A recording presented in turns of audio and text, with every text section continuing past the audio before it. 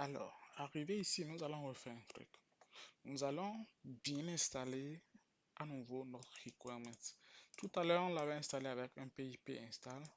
Mais là, nous allons faire un Python-m PIP install pour nous assurer que les packages sont bien installés dans notre environnement virtuel. Donc, première chose, on peut accéder à notre environnement virtuel.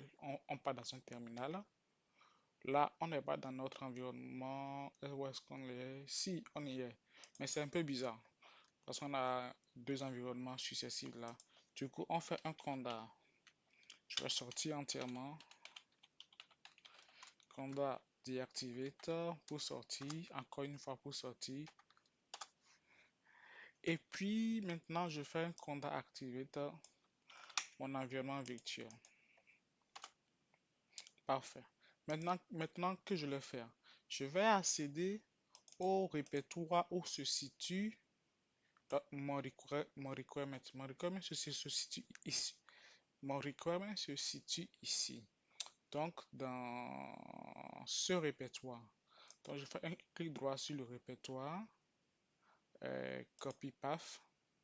Et je fais dans mon terminal un CD, accéder à ce répertoire. Clic droit pour coller le répertoire et je valide. Donc là, désormais, je suis dans ce répertoire. Quand je fais un ls, j'ai le contenu de ce répertoire. Donc maintenant que je suis dans ce répertoire, maintenant, je peux lancer non pas PIP install, mais Python-mpip install pour forcer à ce que les paquets soient installés dans mon environnement virtuel. Donc, je fais un clic droit ici pour coller ma commande. Python-pip install, etc. Et je valide et il va tout me réinstaller correctement. Voilà. Une fois que ça c'est fait maintenant, nous allons aller créer notre premier script en ETL BTC script. À l'intérieur, nous allons créer un fichier qui va s'appeler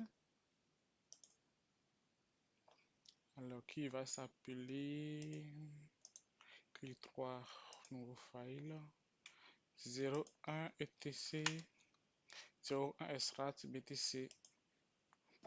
C'est un fichier Python. On valide.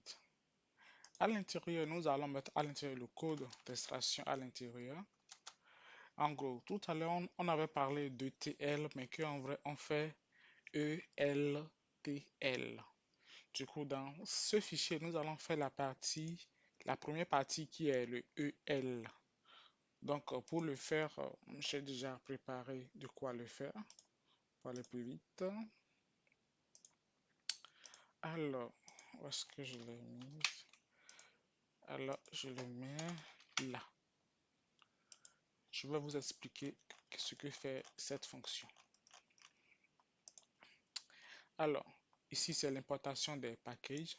Request, vous savez déjà, si vous avez suivi mes autres formations, c'est pour envoyer des requêtes sur le net.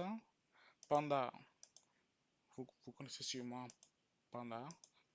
C'est pour utiliser son objet DataFrame.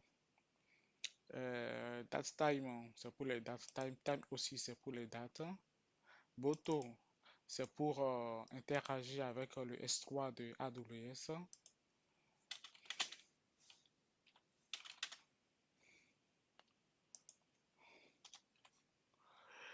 IO, c'est pour traiter les fichiers binaires.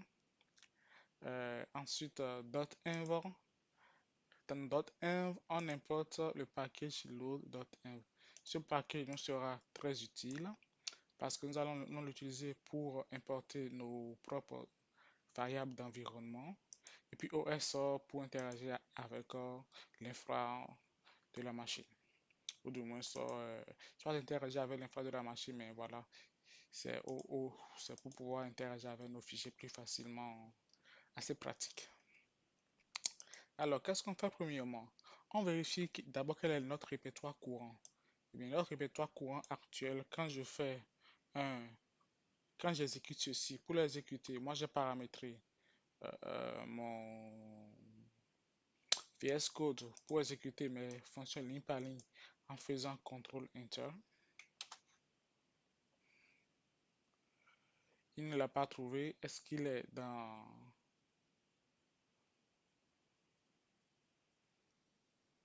Oui, il n'a pas trouvé, c'est normal parce que je n'ai pas importé les packages. Du coup, j'importe d'abord les packages. Ensuite, je fais contrôle entrée ici. Et il a trouvé. Il dit que mon OS, que mon répertoire courant, c'est Home. Moi, je ne veux pas que Home soit mon répertoire courant pour mon projet. Je veux que mon projet est comme un répertoire racine F4 Data Engineer. Donc, je copie le chemin de ceci que je mets ici. C'est ça qui est là d'ailleurs. Que je mets là.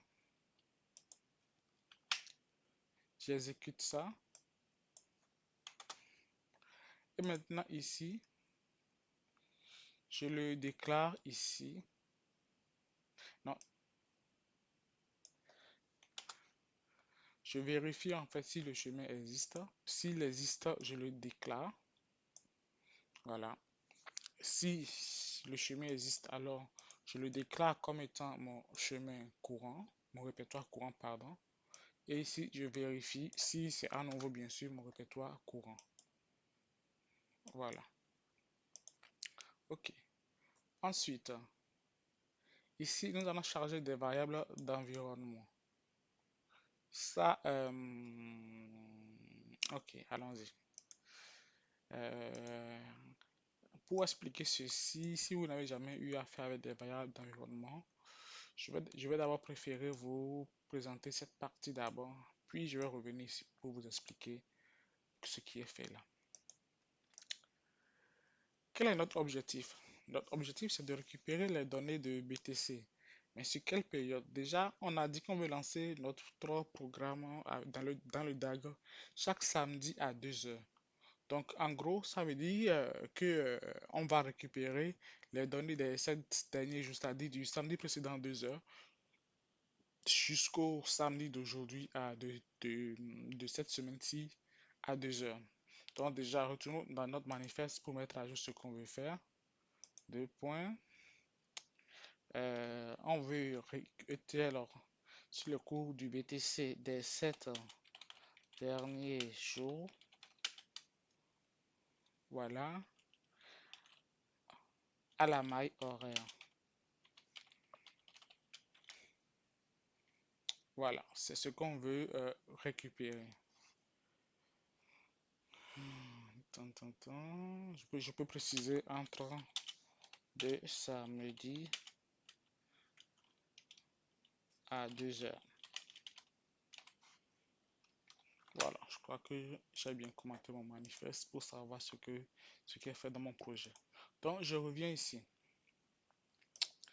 Donc, où est-ce que nous allons aller récupérer nos données? Nous allons les récupérer sur Coindesk. Sur Coindesk, pardon. En fait, on a le choix. On peut aller les récupérer avec les API, avec l'API de Binance si on veut. Il y a plein d'API qui proposent les données de BTC à récupérer. Mais pour ce projet, typiquement, nous allons plutôt les récupérer avec l'API de Coindesk. Quand on va regarder le cours du BTC sur les 7 derniers jours, on peut visualiser le graphe ici. Voilà. Mais ce n'est pas le graphe qu'on veut récupérer, c'est les données. Et pour pouvoir récupérer les données, nous devons nous connecter au compte développeur de Coindesk, du coup, développeur coindesk.com. Quand vous allez vous connecter là-dessus, là, quand vous allez vous connecter là-dessus, vous allez tomber normalement ici, comme ça. Et vous allez devoir créer un compte ici.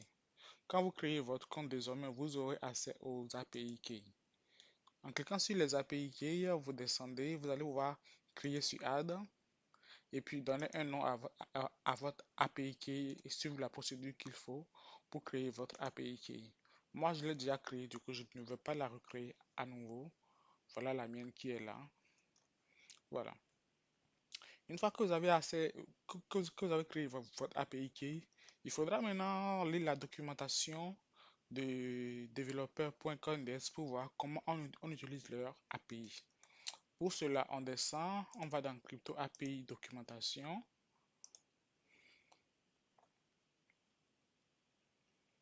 Et vous pouvez lire ici la documentation. En lisant ici, par exemple, vous allez tomber sur une procédure ici avec un- un lien Internet pour une API ici, mais ce n'est pas celle que nous allons utiliser. Ce qui est ici, c'est pour récupérer les données ou les indicateurs en temps réel. Or, nous ne voulons pas les récupérer en temps réel. Nous voulons récupérer des données déjà historisées. Donc, chez CoinDesk, ces données sont livrées via Mine API, notamment dans Historical, Orly, horaire. Ça, c'est par minute, par jour, etc. Par jour, là aussi. Du coup, on part dans Orly et on voit bien le chemin de notre API qui est ici. Le chemin de l'URL qui est là. Du coup, c'est mineapicrypto.com, cryptocompare.com, data v2 Orly pour dire horaire, fsim pour donner le symbole or et la paire en fait, la paire première qui est le BTC et la paire de conversion qui est l'UST. La limite qui est à 10 ici pour cet exemple-ci, sachant que chez CoinDesk, la limite masse est de 2000 points de transfert. Donc, maintenant que nous avons toutes ces informations, nous allons revenir ici. Donc, c'est pour ça qu'on a comme URL le chemin qu'on a là-bas. Le reste des informations, que ce soit le FCM pour BTC, USD, tout ça, nous allons le voir en bas. Donc, gardons déjà l'URL jusqu'à Orly. Ensuite, l'API compare ici et l'API key de crypto compare, c'est l'API que nous avons créé ici. Ici. Donc, ce dont vous aurez besoin, c'est de ceci. Donc, il faut le copier là. Et c'est la clé qui est à l'intérieur ici que vous devez entrer en fait. En temps normal, que vous devez entrer à cet endroit-ci. Qui doit être un truc numérique, quelque chose du genre, je ne sais pas trop. Voilà. Voilà. CTRL Z pour mettre comme c'était. Mais comme nous ne voulons pas que notre API, que notre clé d'API soit visible dans notre script, alors nous allons le déposer dans un fichier qui va s'appeler .env et qui va se situer où à notre racine. Pourquoi à notre racine? Parce que une fois que nous sommes à notre racine de notre projet, lorsqu'on exécute la fonction load.env, il part chercher à importer. Il cherche en fait un fichier qui s'appelle .env à notre racine pour pouvoir importer les variables que nous avons listées à l'intérieur. Donc c'est pour cela que nous allons créer notre .env à la racine. Nous pouvons voir déjà qu'à la racine, elle n'y est pas. Si on fait un ls, il n'y a pas de fichier .env là. Donc on vient à notre racine ici, on fait new file, on crée le fichier qui s'appelle .env. Parfait. Maintenant que nous avons notre .env, nous allons coller à l'intérieur la clé de notre API. Bon, je vais prendre une pause pour coller les informations, tout ce dont j'aurai besoin dans mon .env, puis je vais venir vous le présenter tout à l'heure, parce qu'il doit être masqué. Ok, je suis de retour. Donc, maintenant que le .env a été créé, je l'ai renseigné. Je vais l'ouvrir en mode masqué. Donc, à l'intérieur, j'ai mon API key qui est égal à ceci. Et c'est ça, en fait, que j'importe ici en faisant un os get_env, le nom que j'ai donné à la clé. Le nom que j'ai mis ici, c'est le même qui est le nom que j'ai donné à la clé ici. C'est ce nom que j'importe. Et quand je l'importe, il me récupère la clé. De la même manière, j'ai également inséré d'autres clés à l'intérieur. Ici, il s'agit des crédentials pour AWS. Et ici, il s'agit du chemin vers le crédential de GCP. Ça, on le verra plus tard. Pour l'instant, c'est ceci qui nous intéresse. Ceci. OK. Donc, c'est pour ça que je voulais expliquer cette partie avant de venir ici. Donc, on a vu ce que fait .env, load .env. Il va donc importer ce fichier-là qui est à notre racine. Et ici, je lui dis ici que si cette commande échoue, c'est-à-dire qu'il n'arrive pas à trouver le fichier pour env, alors je lui ai donné carrément un chemin précis où il doit aller chercher le fichier pour l'importer. Du coup, au cas où cette commande va échouer, je lui donne cette commande en précisant à l'intérieur dans mon load.m, je précise à l'intérieur le chemin en fait où se situe le fichier que je veux qu'il importe. Mon fichier d'environnement que je veux qu'il importe. Voilà. Et si je veux visualiser le contenu de mes environnements qui sont chargés, je peux exécuter cette commande-ci. OK. Donc, nous avons notre URL, la clé d'API et le mass limite qui est de 2000. C'est ce qu'on a vu lorsqu'on était ici. Dans la documentation, le mass est de 2000. Pour la limite ici, c'est bien de 2000. OK. Maintenant, que fait cette fonction? Pour bien comprendre ce que fait cette fonction, en fait, je l'ai rendu un peu robuste pour que je puisse l'utiliser comme je veux, quand je veux, quand et dès que j'aurai envie de changer d'échelle, ça sera plus facile pour moi.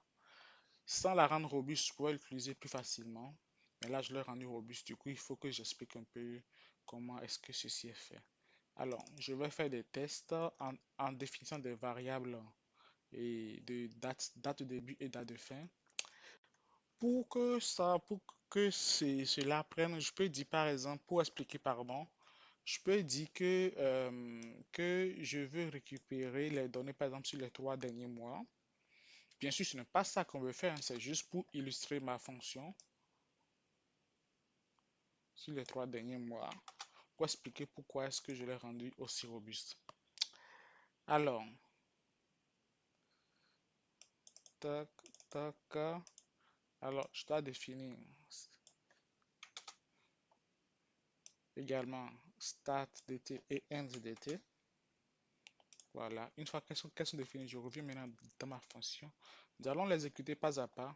Donc, je viens de définir start dt et end dt.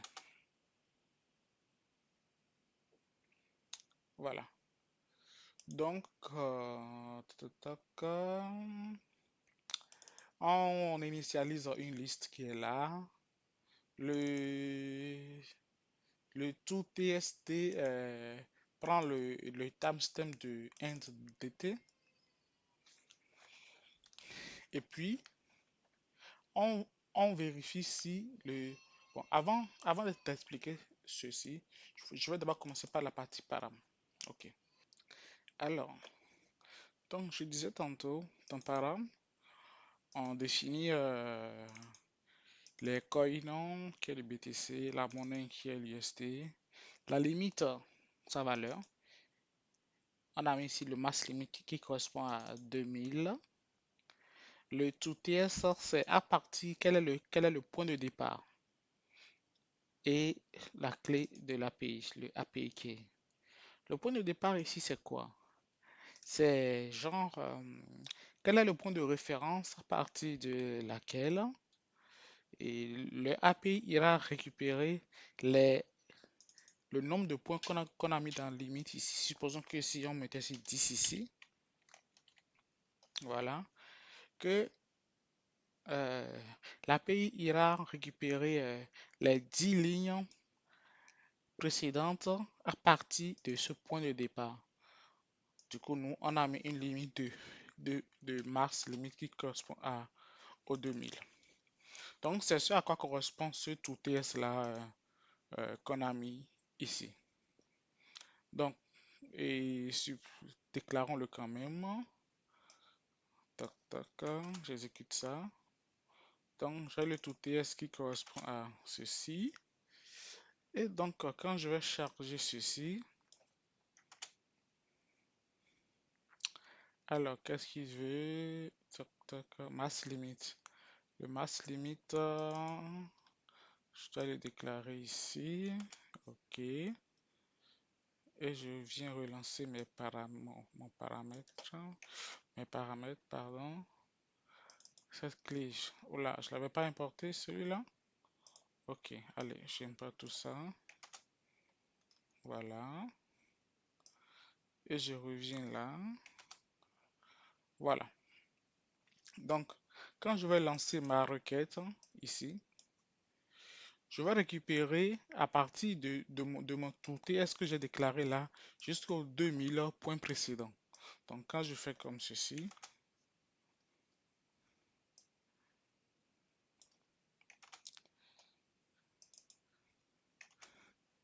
j'ai bien récupéré de la data. Donc, ici, quand je vais faire comme ceci, lan de PTS, qu'est-ce que j'ai? J'ai 2001. Donc c'est ça. Il a récupéré le point actuel plus les 2000 précédents. Alors que je lui avais dit que je veux récupérer les données horaires pour les 3 derniers mois. Or, les 3 derniers mois, on a 30 jours, en supposant qu'on a 30 jours dans le mois, fois, fois 3, fois, comme c'est des données horaires, on a combien d'heures dans une journée?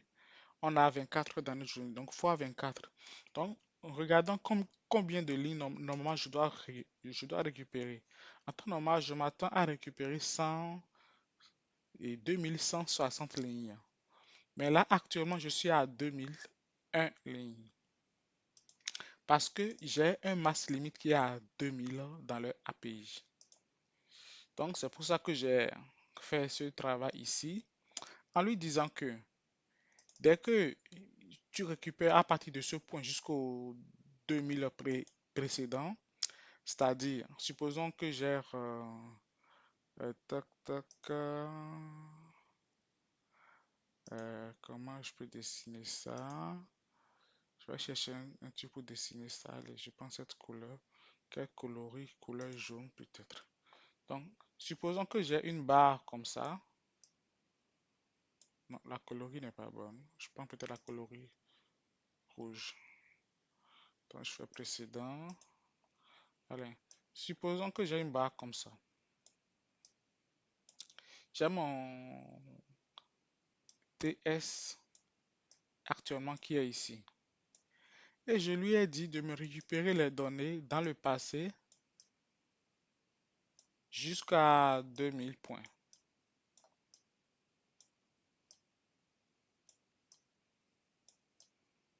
Jusqu'à 2000 points. Du coup, on va faire 1, 2, 3 jusqu'à 2000. Il s'arrête là, puisque c'est la limite qui peut recueillir. Alors que, alors que dans mon process, je veux récupérer en vrai 2160. Donc en vrai, moi, je veux récupérer jusqu'à ici, 2160. Mais ma limite m'impose à m'arrêter à 2000 points. En partant de ce point TS jusqu'ici, je m'arrête à 2000 points. Donc, qu'est-ce que moi je vais faire derrière? Une fois que j'ai récupéré les 2000 points, je vais maintenant déplacer, je vais déplacer mon point de TS en cette position-ci. Pour lui dire que désormais, mon nouveau TS, c'est ici. Et donc, il n'a qu'à me récupérer maintenant les 2000 précédents. Les 2000 points précédents. En faisant comme cela, je prends en considération la limite de données que je peux récupérer via une requête et je l'utilise pour faire de la pagination, pour récupérer et par batch en fait, hein, et par fenêtre, pardon, tous les points dont j'ai besoin jusqu'à atteindre le niveau que je veux atteindre, ma cible qui est là. Donc c'est ce qui est fait ici.